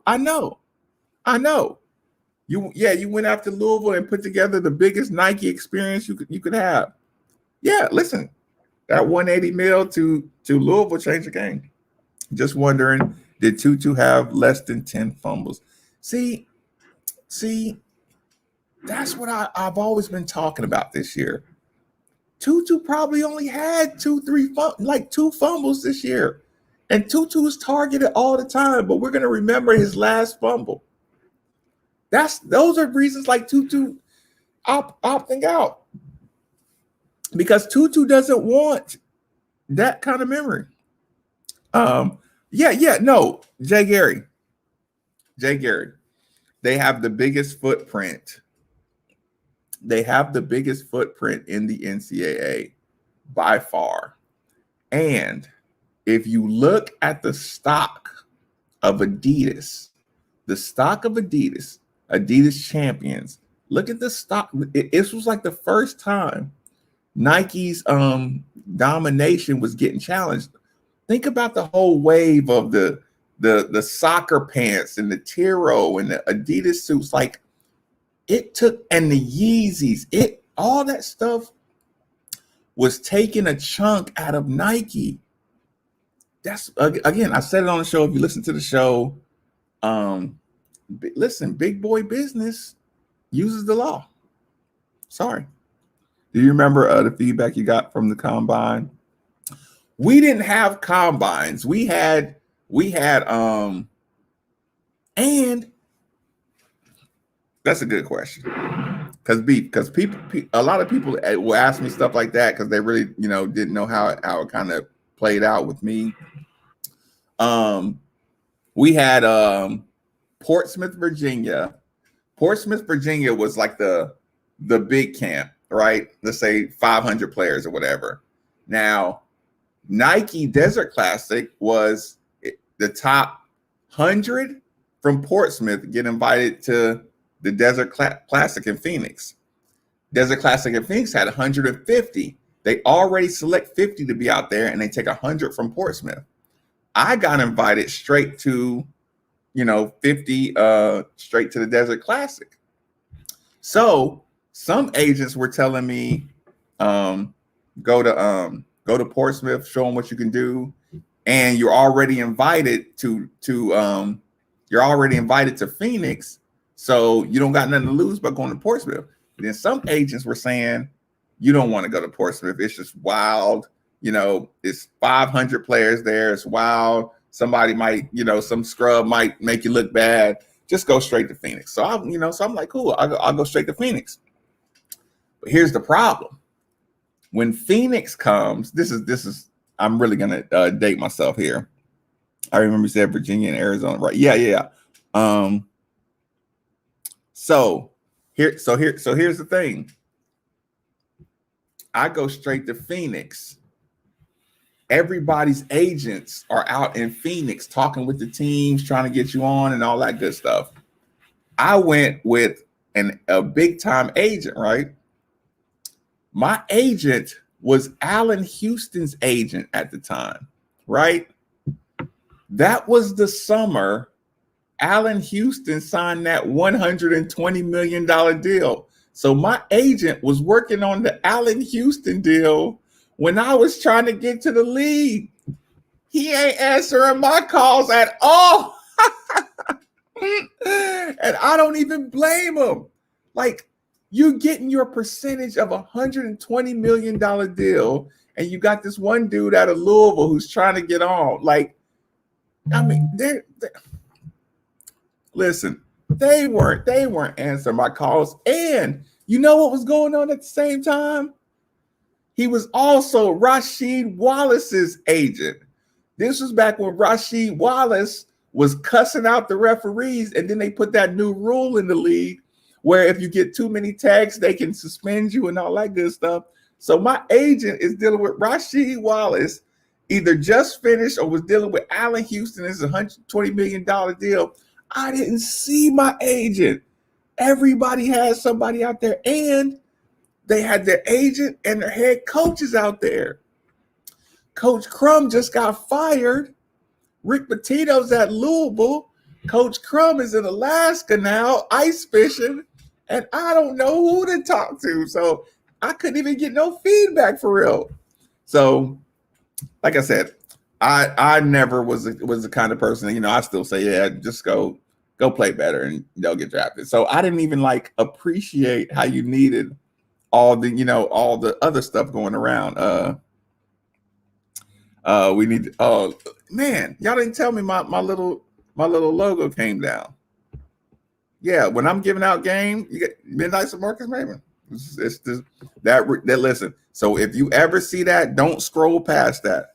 That means Maven is telling you some real stuff whenever you see that logo up on the screen. Wait, you talking about Portsmouth, Virginia? That's where they did the first big camp. We need to do a late night. Yeah, I need to come. Bro, speaking of Adidas, tune in the Iona game. Hold on, let me see where I lost it. Where is that? And saw Adidas logos on the uniform. Is Iona Adidas? I didn't know that. That is funny. That is really funny. I look forward to it now on. Yeah. Oh yeah. Jay Garrett again. Get them all in. MM Reese. Yeah. Reese. You should hear. Yeah. You know what? I'm gonna get Reese on here too. I'm gonna get Reese to tell y'all again about some crazy things. Well, M. Gary, make sure you're subscribed and make sure you hit the like button and the notification button. So if you need a reminder when we end up doing the Midnight with Marcus Maven episodes, you can jump in here. Listen, they're fun for me.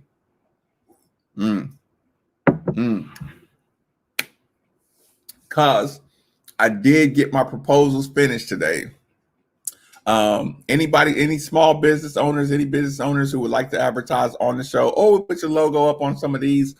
The email is madefortheville@gmail. If you ever actually, anybody in here who really enjoys these should send me their emails anyway. I should have your email. So when I do send out invites for people to join me on the show during our game watches or our post games or our pre games, I can get you in here. Gabe, I started doing it every once in a while. People responded. People, they donated through the super chat, through the Cash App. Once people were willing to donate to the channel, you know what I'm saying? It keeps me from having to do proposals all day, and I can do the stream. So once people started showing me they were looking forward to the shows, the evening shows, because I didn't know if I was just like putting other work on hold to do evening shows. It's like, I mean, everybody's time is important, but people enjoy it. If I can pass along, funny stories or any kind of game or what it's like, I like pulling back the curtain, maybe a little too much. You're right. I probably won't mention Nike anymore for the next month. The game watches are fun. Listen, here's the problem. I screw up the game watches for everybody because I swear the place I live, they just may have, instead of using what's it called? Not copper wire, but whatever the wires they have that connect my internet, they must be old and gunky because my internet streaming is so much slower than everybody else's. So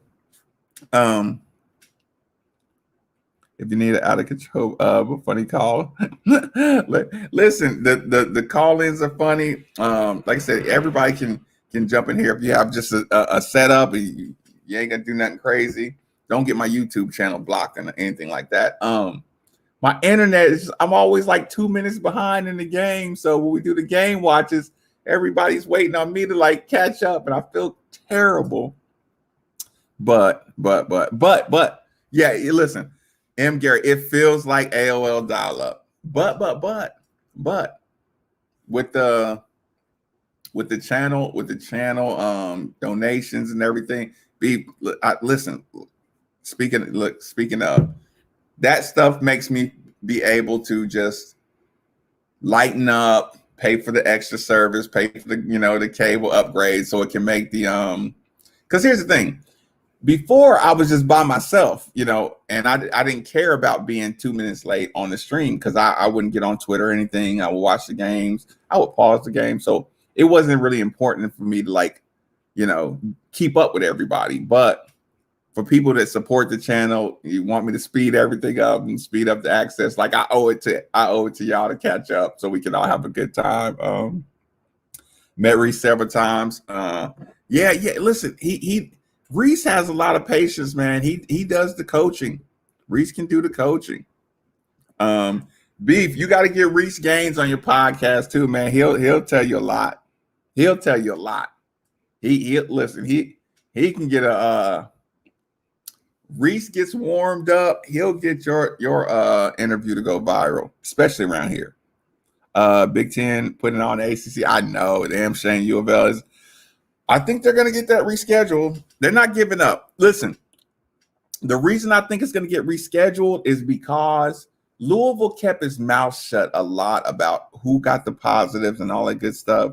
So I think they're going to try that. If Satterfield signs the top 20 recruiting class next week. See, Enzo, I'm glad you said that, because the question on the show today was originally going to be honest, like get rid of the emotion for a second. What does this coach have to do to get you to loosen up on him? Because we're mad at him right now.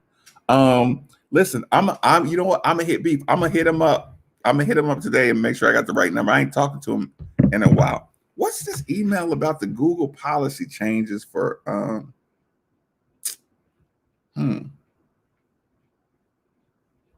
I don't know. I just keep getting these Google alerts about policy changes. It didn't. I don't think that concerns me. I got a bad feeling. Yeah, but Rue, like, don't even like.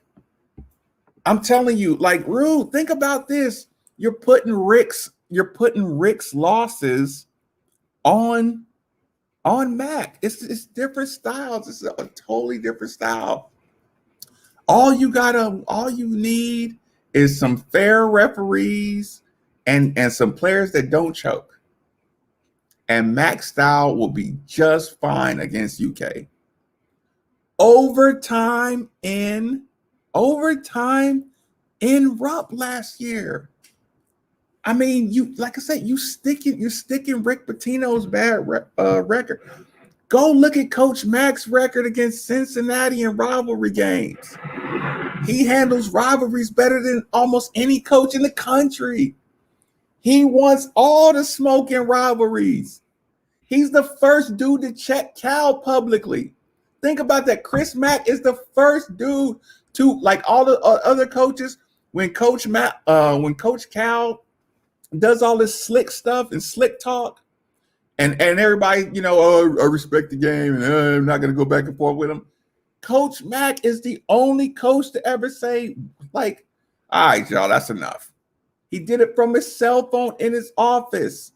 Go look at that video again. If you forgot how petty and not even petty, how petty and savage Coach Mack is, go look at Cincinnati Xavier. Go look at his response to Mick Cronin. Go look at his response to Coach Calipari. He's a savage. Now, if you miss some free throws, that's your fault. Louisville missed 14 or 16 free throws as players, seniors.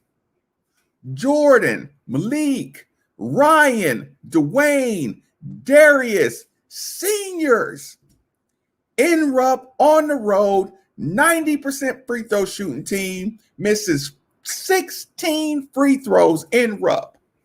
What do you want him to do? And if you carry we're going to get beat every time like we always do, that's Rick post-traumatic stress disorder. I understand it, but it's not true. Dude wants to smoke in the rivalry games. Dude wants to smoke.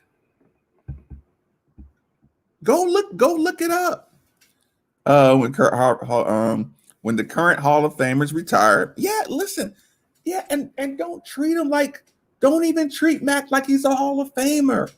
He's an up and comer with Xavier. He has the threat of NCAA sanctions hanging over his head, and he's put together top 10 classes 3 years in a row. Ferris Key, where have you been for the last 35 years? What do you mean? Listen, look. Kentucky gets calls, but I'll even say this: fortune favors the bold.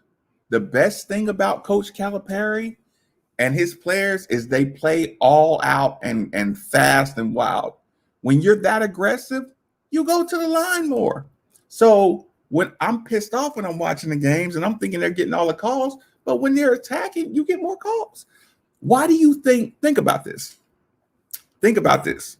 One of the first things you heard as far as goals, I'll ask y'all right now. What's one of the goals? Give me the number and give me the okay. I'll tell you this. I'll do this. Coach Mack and the team have a goal of 81. Who can answer 81 what? The number goal is 81. What stat am I talking about? Let's see who really pays attention. Lonnie, do you pay attention? Rue, do you pay attention? Hell yeah, it's charges. 81 charges. You know what 81 charges who 81 charges will work against? Your rival. You're welcome. Why do you think you set an 81 charge total? I'm gonna get my guys so good at getting charges. By the time we hit our rival, we're gonna waste them because they're wild and aggressive and athletic. And I'm training my guys to take charges whenever you get a chance to take a charge. I'm telling them. Perfect. Charges drawn. That's what I'm talking about. That's the Louisville fan base I know and love.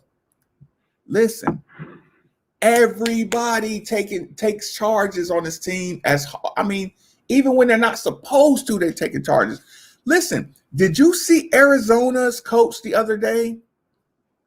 If like the basketball heads in here saw, you type in Sean Miller and type in charges. Sean Miller said it on a news conference. He said, I'm going to just tell my guys to start falling every time they play. Anytime anybody touches him anywhere, he's all mad because you know what his team is? Wild and athletic. You know why he was getting frustrated? Because the team was taking charges all day. Mac is just attacked it. He's like, listen, they're going to call charges. I may not have the biggest, the strongest, the fastest, but I can take some charges. I can teach my kids to take a lot of charges. That you got to be tough to take charges. You got to be willing to get dunked on to take charges. Yes. And like a charge is a turnover and a foul. And it's like anything else. A charge drawn is a body shot in boxing. It slows you down. Once you get a stupid charge, like nothing makes you feel more stupid than running over somebody and getting up off the ground and the referee you feel like a like an idiot. You just you feel like an out of control idiot. Charges are the body shot of boxing. They slow down the offense so much. Anybody who's an athlete ever played against teams that take a lot of charges, you feel like you're walking on eggshells when you play basketball. A team get 4 charges on a team. Watch how slow the offensive team starts playing. They start trying to Euro step crazy. They go from going, vertical and attacking to Euro to jump shots. And if your team can't shoot,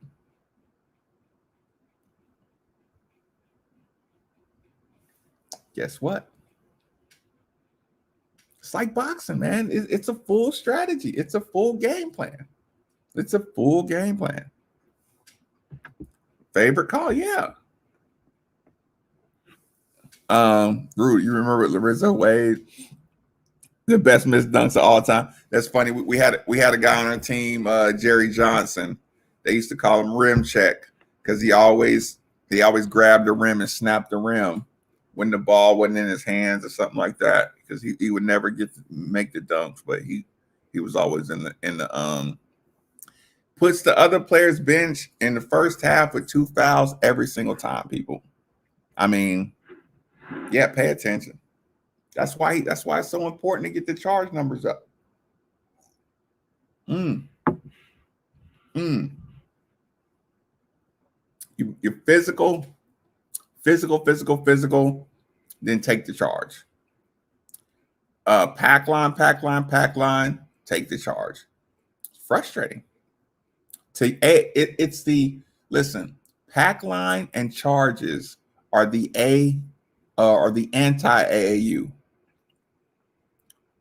Pack line and charges are the anti AAU because they don't call charges in AAU. So all the AAU superstars don't really know how to play against pack line charges. See, and here's the thing, Sean. The pack line is extended. It's not a true pack line. It extends. There's a little more ball pressure than it was. I'm worried about Carlick and David expending too much energy in the pack line and stuff, especially when they start playing good offense. So, you got your concerns, but right. I was gonna say, yeah. Don't burn up the podcast stuff, but yeah, like if you have any just side, curious things, listen, I got plenty of all kind of stuff. Listen, I've been on radio for enough years. It's got a whole bunch of stuff going on. Favorite dunker was Robbie Wine. That's funny. Mac is telling Carly right now to pick up 2 quick shots. Yeah. Y'all are either gonna have to shoot over the top of us, or one guy's gonna take the charge and one guy's gonna body up. You listen, and when you get referees that are like, even when you get crappy referees, eventually it's like, come on, like you're gonna let these guys just run over us all day long? And Mac he's 6'3", 6'4". He's getting in these referees' faces. Mm-hmm. Yeah. Cal is over there acting up. Somebody listen. 3 losses: Kansas, Richmond, and Georgia Tech. So some of that luster right now is off the UK. So you don't have to worry about, hold on. Oh, that's funny.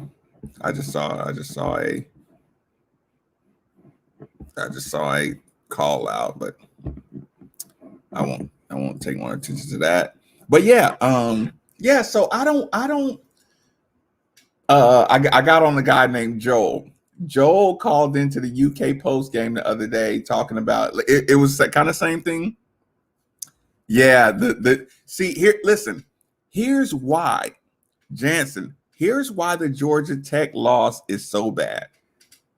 It's not because of the record. It's not because of the product on the court. You want to know why the Georgia Tech loss is so bad? The Joel thing was funny. The Georgia Tech loss was so bad because Kentucky likes to do we dominate the ACC if we were over there. So, no, you got wasted by Georgia Tech. So you just took the and it was Josh Passen.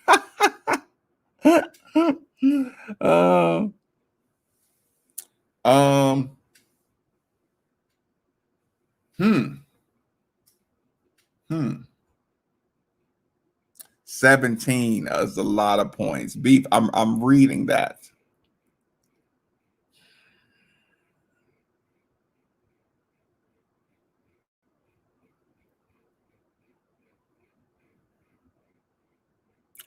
You know what? Wayne Turner's cool. Wayne Turner has cool energy. Wayne Turner is a soft talker. The only real valid thing I can see is if Wayne wasn't like jumping on, like, if he wasn't like super, okay, you know how Rick Pitino's workaholic, looks like a workaholic, acts like a workaholic, has that high level of energy. Wayne isn't like, high level energy guy, blah, blah, blah. So if Wayne Turner, like the only excuse to not have Wayne Turner as an assistant on that side was that he didn't like Wayne's vibe, his energy level, which the ironic thing is when you're as good as Wayne, you know what I'm saying, when you're as cerebral as Wayne Turner, you think kids should know a lot. Wayne Turner is probably the reason like I don't want to coach, because it's like I would sit around and say, you don't know that? Like what are you doing? You didn't like you can't look. I would look at a player and say, you can't go around him? Get out of here. And I can see Wayne doing that. If you go to a point guard, point guards think the game way too like Wayne Turner would be insulted if he had a guard that couldn't get around somebody, right? So if Wayne's anything like me, I'd be a terrible teacher of guards because I wouldn't have like a solution. Like, if that guy can guard you one-on-one, you suck. Nobody, no guard should be able to get stopped by another guard one-on-one. Coach Crum even said it. If you need help getting the ball up the court in a one-on-one full court press, I need better guards. I think Wayne is kind of like that. Like I can teach you a lot of stuff, but I can't teach you just get around them. Yeah, so yeah, that 21 turnovers, Georgia Tech. Sean, that was funny. When y'all gave me that stat, I about died. When Nickelberry comes back, we just need him to be the Aiden of the backcourt. I really. Yes. Okay. Yeah, I agree with that. Yeah. It's like you know what? Beep. It's like the same thing of them trying not to hire Kenny Payne. Because Kenny Payne isn't coach attitude, but Kenny Payne is the meat and potatoes of the team. And you're starting to see that. Who do you think can control 7 AAU All-Stars? You think they just, Cal's just a good coach and he knows his X's and O's, so we're going to listen to Cal. No. You come over there, Cal puts on the show, and then Kenny Payne comes over there and says, at the 5-minute mark, I need you to have 8 rebounds. But that's not like head coaching stuff that people want to like. They don't glamorize that. They don't, I say glamorize, don't glorify that kind of thing. Because he didn't waste time. Yeah. Oh, Johnny, you forgot about Kenny Payne? Yeah, Cal is the showman they needed. Cal's the showman you need. Johnny, you forgot about Kenny Payne. That means you don't listen to any of these. You don't listen to my YouTube channel or the shows at all, do you? But Johnny, if you're new here, please hit the subscribe button. Please hit the like button. That's you got to do that first and foremost. If you forgot about Kenny Payne, you're gonna learn a lot on this channel. Yeah, the veteran players, they know how good Kenny Payne is. The older generation is basketball purists. It's the equivalent to the SEC wanting to hire old pure football coaches. But the new AD and the new guy and the analytics guy, they want to hire the new hotness. They want to hire a guy who's gonna do wear multiple hats, a guy they can control. You bring Kenny Payne in here, you're not gonna really be able to boss him around because he knows his stuff. He knows his basketball. He's been in the game long enough. He has Worldwide West contacts. It's just like kind of what you prefer. And maybe if you still had a, like I said, and the AD's biggest fear is to bring in a guy that might be too powerful or something like that. And the Kenny Payne worldwide, like you're starting to see right now how connected they are.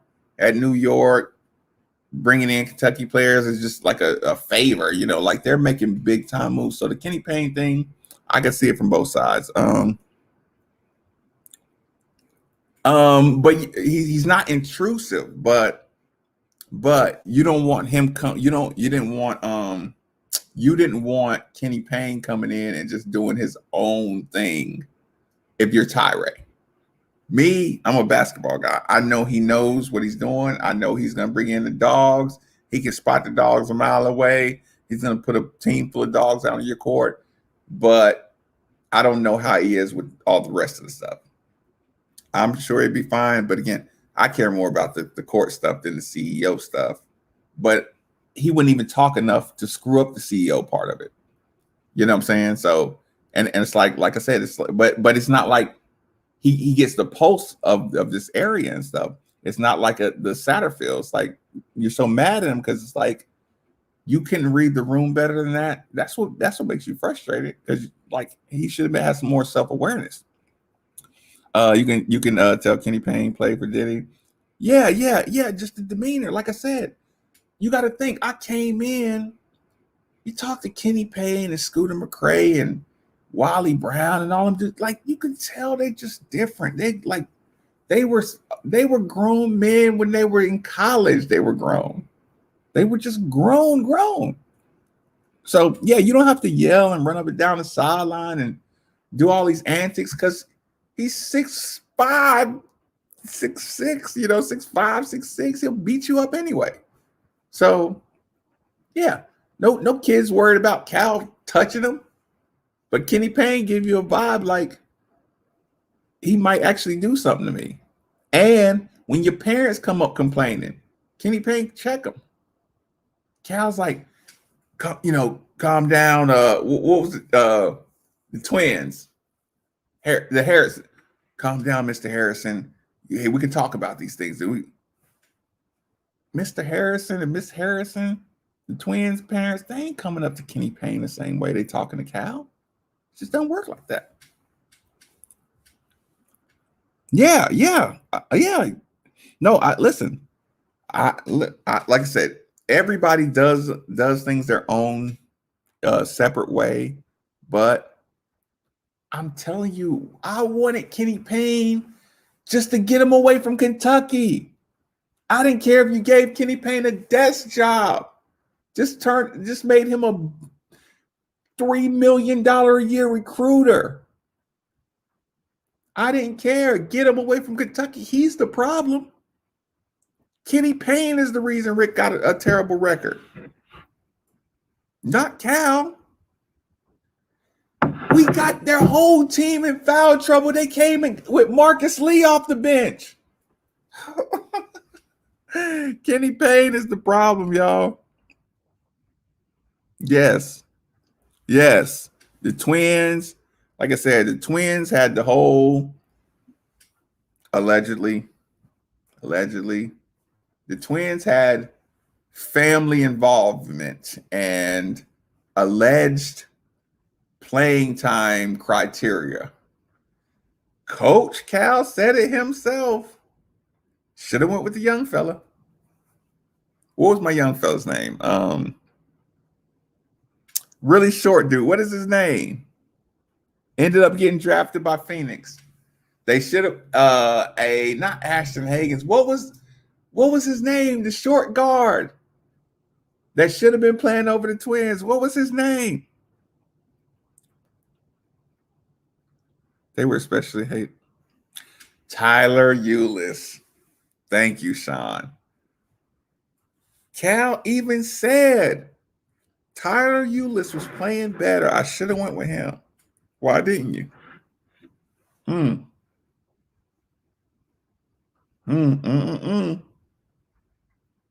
You know you should have.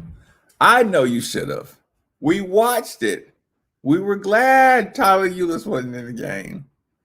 We watched you choking away again. My brother, like, Rule, yeah, Tyler Eulis. 11 the Twins, Cal. If he started, yeah, Booker and you, yeah, like you screwed that up. You screwed that up majorly.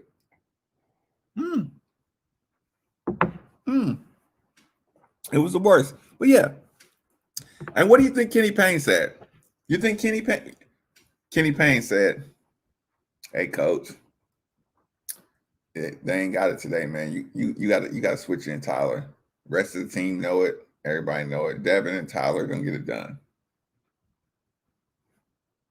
He didn't beg. He didn't beg. He told the coach that. Said it one time. I'm not gonna tell you again. You want to win, lose this championship? Go right ahead. Hell of a player, yeah. And this is college. This is college. People forget. This is not professional basketball. College has different level of zone, different level of talent. You know, the schemes are different. Don't, like, stop, get it out your head that the best pro prospects are the best college players. It's not the case.